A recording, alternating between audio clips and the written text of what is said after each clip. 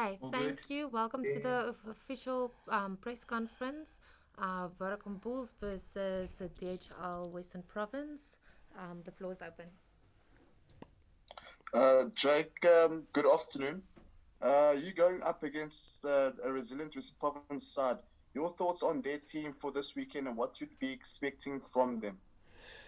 Yeah, Nathan, I suppose what I'm expecting is it's a semi final, and they played really well last week, and they'll want to try and play the same kind of rugby. So, yeah, we've obviously got to make sure that we're good enough. And those games in Northern Transvaal, Western Province, or Blue Bulls, Western Province have always been tough games, and I'm expecting no different. I'm expecting nothing different, especially because it's knockout rugby.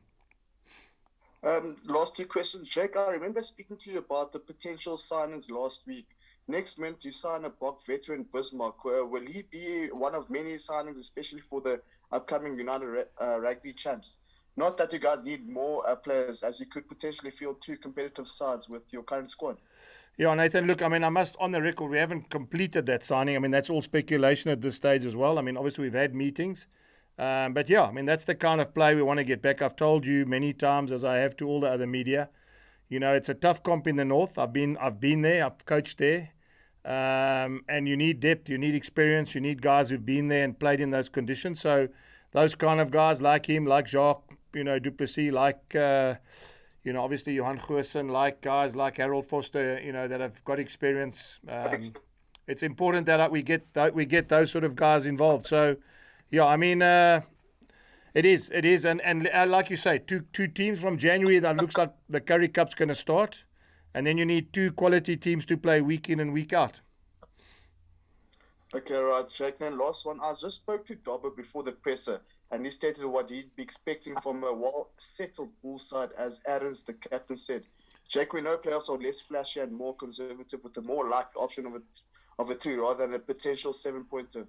Would you guys be changing the game tactics in the playoffs, or will we be expecting the same ruthless mentality of the Bulls? Sorry, Nathan, just repeat that. I didn't quite understand what Dobber told you, because it sounded like he was talking about his own team.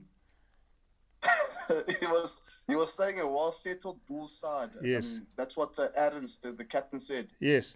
So let me carry on, Jake. We know playoffs are less flashy and more conservative, with more likely option of a 3 rather than a potential 7-pointer. Would you guys be changing the game tactics in the playoffs, or will we be expecting the same ruthless mentality of the Bulls? Look, Nathan, it's knockout rugby, but at the same time, you've got to back yourself to win games. I think we've scored more bonus points than any other team this year. So it's working for us. We've scored 4 or 5 tries against most opposition. So again, it's far from conservative. And I'm expecting it'll be a nice game of rugby, because the Stormers last week played for the first time in a long time to score 4 tries. And it was exciting on seeing how they could actually play that brand of rugby. So, yeah, it's not one or the other. I think the reality is the situation takes care of itself. If you're dominating and you think you can kick for the corner and score points by scoring tries, you'll do that. If you feel like you can't get through that way, you probably take the 3. So, yeah, there's no fixed recipe to how it works in a game. I think you trust the players, on the field to get a feel for exactly what's needed. All right, thanks, Jake. Like everyone talks about Evan Roos, and apparently he will not play on Saturday. But Dion Fourie showed the last few games the enormous effect a really good fixture can have on a game. How do you eliminate a guy like him? You pick Marcel Coetzee. Okay, good answer. Okay. Hi, Jake. Ruan Norkia in your starting lineup. He is probably also one of those players that you have a long-term engagement with, and especially the United Rugby Championships coming up. Yeah, Simon, I rate him highly. All of you guys have seen his growth in a short space of time as well. You just have to look at the players that are playing for Stormers now without May Hazen, without JD Schickeling, without Murat, without Marvin Ori. You've got to give credit to those 2 locks that are playing now. 2 guys like Van Rijn and obviously Peter Steph's younger brother. Them playing lock there, just shows the importance of having locks. So while we've got guys like Ruan and Jacques Du Plessis and Janku Swanepoel. I mean, obviously, we're very, very, happy that we've got their services at this important time of the season. And you're quite right. I mean, he's grown a lot in 1 year. I'm quite keen to see, how the next couple of seasons add up. But saying that, he's got a big job ahead of him on Friday night. Jake, and the tension must be quite high at the moment. I mean, it's knockout rugby, and you're the holders of the cup. It's a forthcoming question. Obviously, how's preparation going on a broader spectrum and stuff like that? I mean, if you feel a team like this with your impact players, it looks like you're there and thereabouts. Yeah, Simon, look, I mean, I must say, I think the pressure comes on its own anyway. I'm very confident. The players are very confident. We've played consistently throughout the year. Nothing's going to change. We prepared as well as we can. I think it's now important just to relax and trust the fact that we've done enough preparation for us to get a result tomorrow. As I said, the pressure comes on its own. The nice thing about this group is they had the same pressure last year, and they came through it with flying colours. So I'm expecting the same. We've got a couple of wiser heads now as well that have joined us. So yeah, Simon, it's I don't think I need to say anything. The players know, it's knockout, but it's exciting time. This is why we play rugby. We want to be in these games. I think there's nothing worse than playing. When I coached overseas, some teams play for relegation every year to stay up in the Premiership or to stay up in the top 14 or to stay up in the Japanese top league. Where you want to be at the end of every competition is in the playoffs, and that's why it's so exciting. So. Yeah, Simon, I don't want to sound over confident, but I'm very confident that the reality is we've done our work. We've got a squad that have worked together, and I trust that if we just play as well as we can, that we don't have to then worry too much about being too nervous.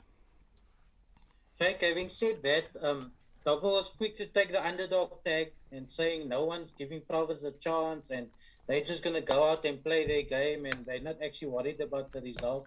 Yeah. Is there a danger that your team may be but overconfident or be caught cold like the Sharks were last week? Although the Sharks really, they didn't have to win to get to the semi-final, but obviously actual semi-finals. Yeah, Ashfaq, look, I mean, I must say, I know you guys are waiting for a one-liner that you can put in the front page of newspapers. I mean, the reality is, Dobbo said he's got nothing to lose. I mean, he's got lots to lose. I mean, the reality is we don't get to here and then lose. So we're the same. We're exactly the same. We're not going to use lines like we've got nothing to lose. Of course, we got to lose. That's why it's a knockout game. And I think the lesson we learned is that everyone didn't think Province, with that team they picked last week, had a chance of beat the Sharks in Durban, and they didn't just win; they won convincingly. So, sometimes those things also help other teams prepare. So. Yeah, we won't be going into this game thinking that that's a Province team that we can just roll over. I mean, the mere fact that they actually played like they did last week, they've got confidence. They, as I said, they will be throwing everything at us, and we've just got to make sure we're good enough. Jake, you've been in a few playoff games over the years, semi-finals and finals. What are the key differences in games like this? What is the difference between winning and losing in playoffs like this? Yeah, and it's interesting. I think the thing that's important is trust. I think you got to trust what you've done, and you can't overcoach now. I mean, now whatever you can't, you all of a sudden you can't spend 2 weeks trying to coach them things you should have got in the beginning. So. Yeah, I mean, I've trust in what we've done. I've trust in the way we've prepared. I've trust in the combinations we've played throughout the season and tried different ones. And, I think, Jan, you've been in rugby also a long time. I think players pick that up. If they see that the staff and that the coaching staff and that the people around the team are confident and also comfortable and also relaxed, there's nothing more we can do between now and tomorrow night for the result to take care of itself. So, I just, as I said, I've been in a lot of knockout games, a lot of finals, a lot of semi-finals. I just got to trust the fact that each player does what he has to do, and whatever you've taught them, they do as well as they can. And I'm convinced if that's the case, we'll be good enough to win. Jake, sorry, this was asked earlier, but Jan-Hendrik Wessels, man of the match, 2 tries and now he's on the bench. Yeah, it's tough school it's a tough school at the Bulls, Ashfaq. It's a tough school. Jake, ek wil jou graag vra oor die onderhandeling met Bismarck. As mens sosiale media kyk, is daar nog steeds daai mening dat die Bulle sukses koop. Is dit vir jou vreemd dat daai sienings daar buite is in die beroepsera wat alle spanne spelers koop so ver as moontlik om vir hulle sukses te verseker? Ja, Kobus, ek dink, ek is bly jy vra my dit. Einde van die dag, en ek dink Edgar, ons CEO en ons president sê dieselfde ding elke week, en ek dink is belangrik dat mense dit verstaan. Elke span het die geleentheid om 60 miljoen te spandeer en 'n squad bymekaar te sit. Elke span kan werwing doen van waar ook al hulle wil. Jy weet, daar's oorseese spelers of spelers wat uit kontrak uitkom. Jy weet, so die doelpale is nie anderste vir ons nie. Die feit dat ons daai spelers kan betrek en die spelers wil deel wees van die Bulle, jy weet, en dit beteken jy gaan sukses kry of jy kry 'n geleentheid om sukses te behaal, dan is dit maar so. Jy weet, jy kan nooit almal gelukkig hou nie. Op die einde van die dag is dis wat eintlik interessant is in Suid-Afrika. Jy kry Bulls ondersteuners, jy kry WP ondersteuners, jy kry Sharks ondersteuners. Almal het hulle spanne, Vrystaat ondersteuners. Jy weet, almal is lief vir hulle spanne, almal, jy weet, support hulle spanne. Maar ek dink wat belangrik is, Kobus, soos ek sê, daar's 60 miljoen en hoe jy daai 60 miljoen spandeer. Ek is net gelukkig en baie bevoorreg dat baie van daai spelers wil deel wees van hierdie kultuur. Baie van daai spelers wil deel wees van die Bulle. Jy weet, dan as dit beteken ons gaan suksesvol wees, dan is ek, jy weet, dan sê ek nog blyer. So ja, ek is nie negatief daaroor nie. Ek wil al die beste spelers in die wêreld kry om vir die Bulle te speel en elke jaar probeer om alles te wen. Jy weet, is dit nie wat eintlik die doelwitte van elke span in die wêreld is nie.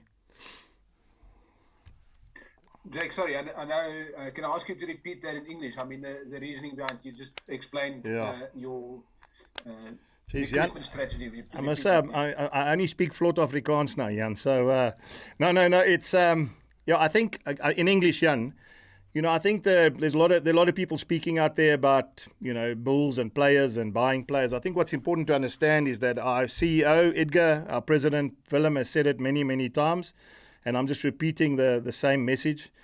The landscape is exactly the same for every franchise. It's exactly the same. You spend 60 million, you do recruiting from anywhere in the world. People come out of contract. Your job is to find out whether they're available to join the Bulls. No different to us.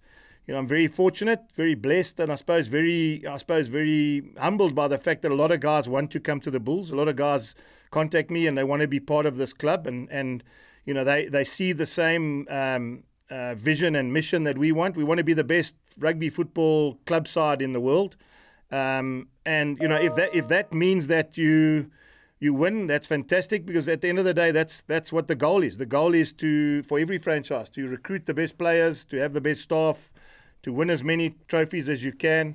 You know, it's not just in rugby union. You look at, you know, I saw Ronaldo sign for Man United the other day. You know, the reality is the world in sport is about getting the best players and creating the best teams and creating legacies. And you know, I'm repeating myself in English now, but that's all we want to do. We want to make sure that you get Bull supporters, Shark supporters, you know, Lion supporters, Free State supporters. We want to make sure that our supporters are proud of our team and that we, you know, give our supporters reason to support us, you know, week in and week out by winning as many times as we can. Just on that vein, we've spoken about the hookers many. This is a perfect example of the follow-up question that I can ask about that. Bismarck is probably on the verge of to be signed, and it's just an official matter now. But you had Skolt Brits previously, and Skolt Brits was also a Springbok taken on in the 2019 competition. Yes. But you have hobbies in the Springbok setup at the moment. You've got Jan Hendrik, you've got Skolt. So the question that probably, one of the many questions that probably come from that is, there should obviously be a buy-in from the seniors, like if Bismarck comes into the fold. There has to be some kind of an agreement. Is it a mentorship? Will he play, etc., etc.? So there has to be some kind of an understanding. Do I get you the gist of how you reason? Because that's how I followed you up until now. Simon, you 100% spot on. You know, that's why I said he hasn't signed yet, and you can read in between the lines. We haven't committed to him yet because obviously that's very important. I mean, exactly that reason. I want to just quickly remind you guys, we were in Benetton when our side played at home against Province and lost 40-something points to 20. And it just proved to me that you're going to need different types of players for different competitions. And again, I'm very fortunate, Simon, that my board and that my president and my CEO understood that. Thank goodness they were with me in Benetton and they got to experience firsthand what it felt like to lose twice on one weekend.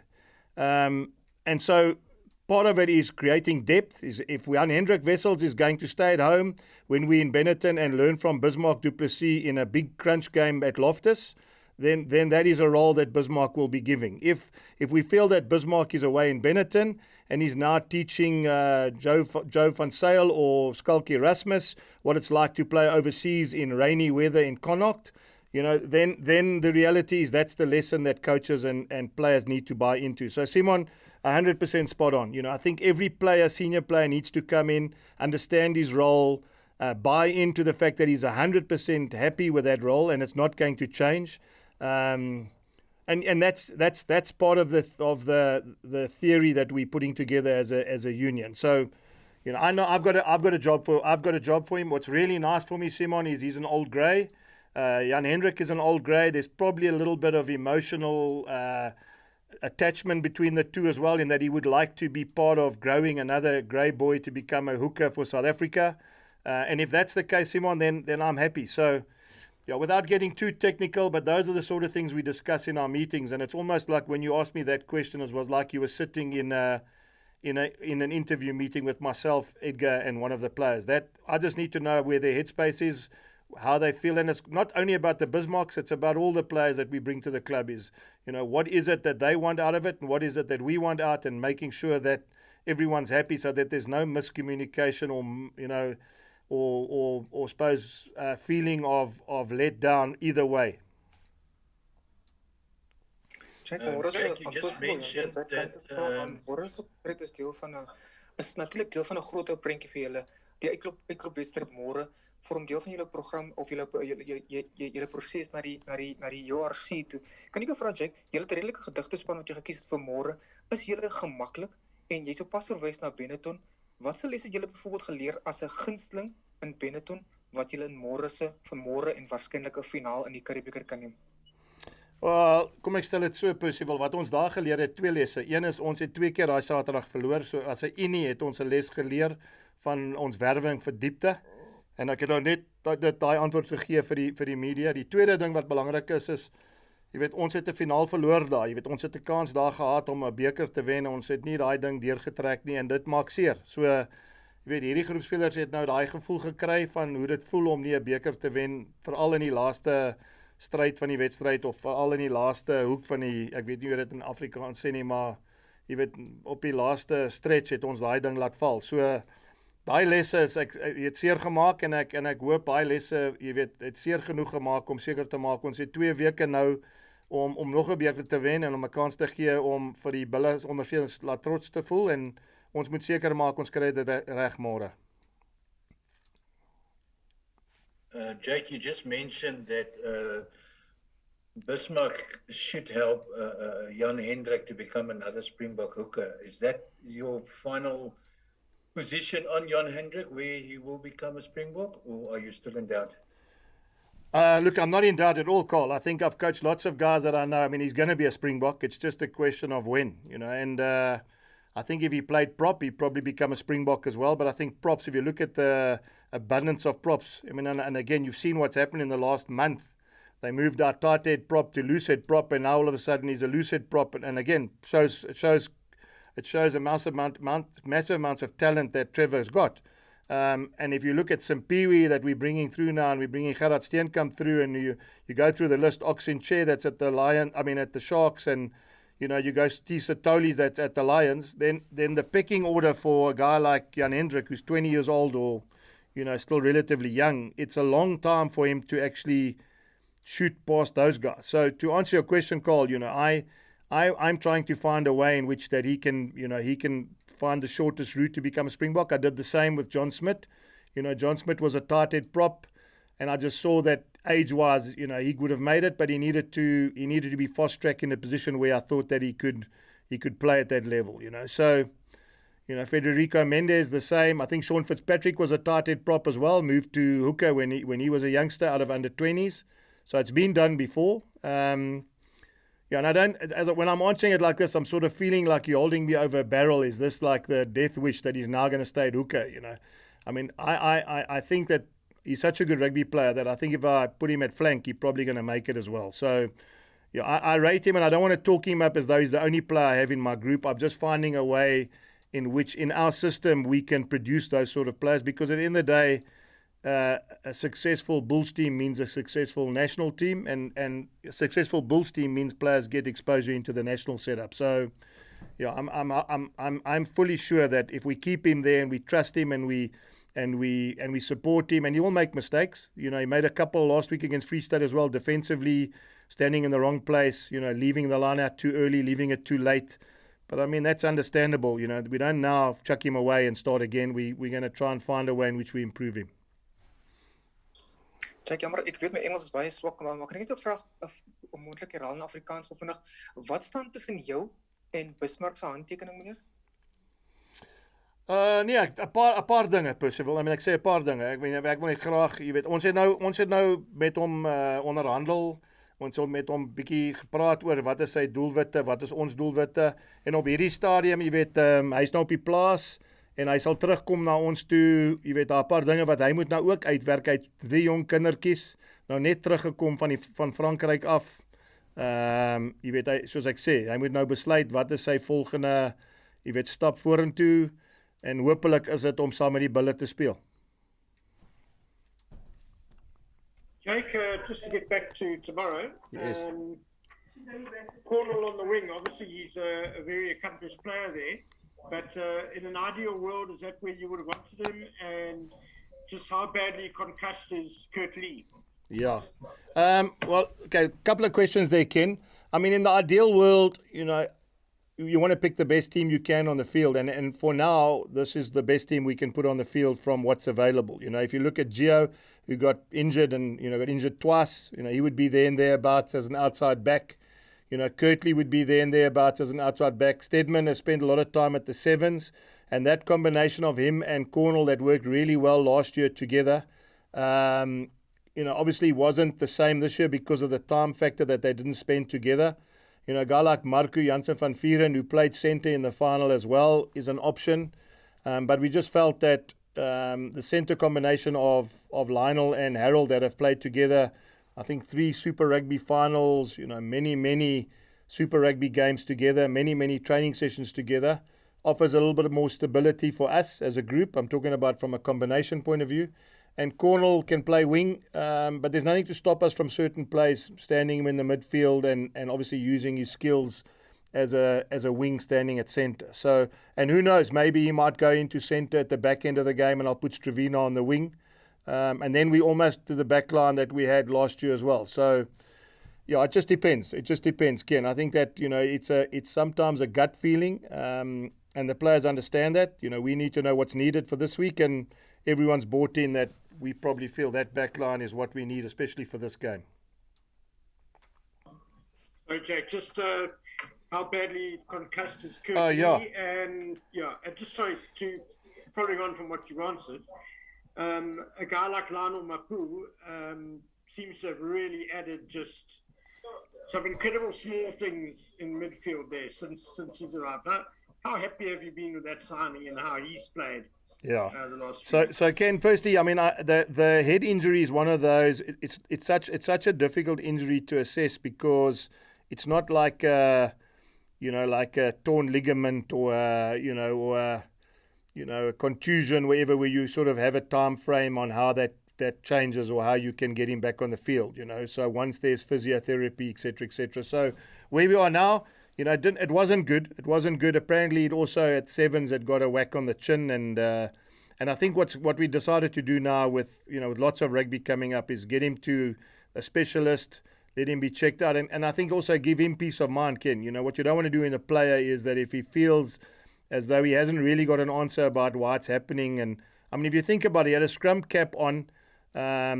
the ball hit him through the scrum cap, and it was a rugby ball. It wasn't even a person, and he was lights out. So it wasn't a great sign, and I suppose that's why the red flags came up for the medical staff. And having kids his age, the last thing I would like to do is push him through a game where I'm not sure about the extent of that injury. So I'm hoping he's going to go to the specialist, and we're hoping that we'll get some sort of specialist advice and feedback as to how serious or how not serious that injury is.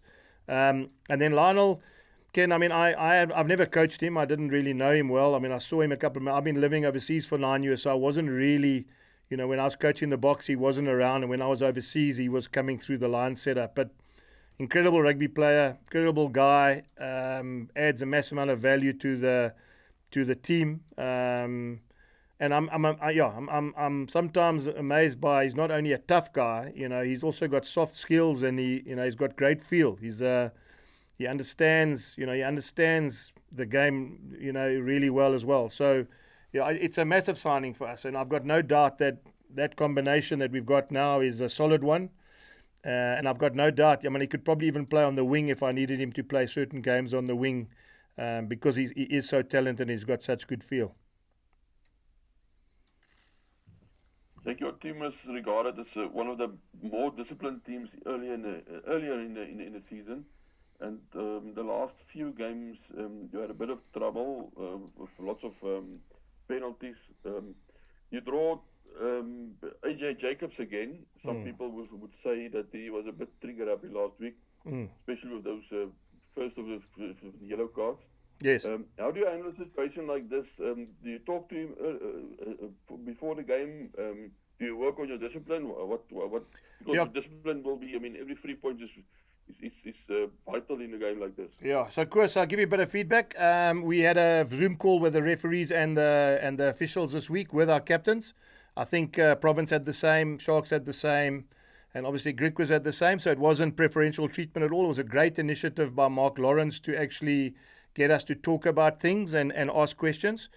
Feedback I got was that they felt they had made a mistake with that yellow card. And again, I'm not dropping them, that they felt that having sent that through to World Rugby, that there was obstruction, and they probably should have penalised Free State for the obstruction. But then saying that, obviously we got to adapt according to what happens in front of us, Chris. So, the answer to what I said to the players and to the officials is we're going to go to Europe soon. We're going to get rough calls. We're going to get referees that see things differently.